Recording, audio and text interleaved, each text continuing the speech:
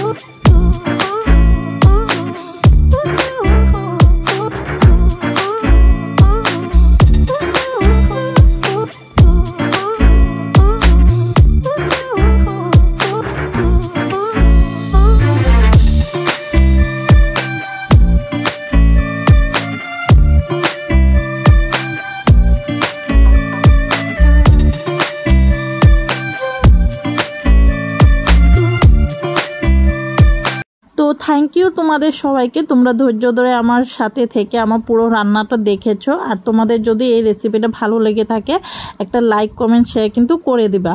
আর যাদের যাদের আগের পুরো রেসিপিটা লাগবে তারা প্লিজ কাইন্ডলি আমাকে কমেন্ট করে জানাও, আমি পুরো রেসিপি তোমাদের সাথে শেয়ার করব। Thank you.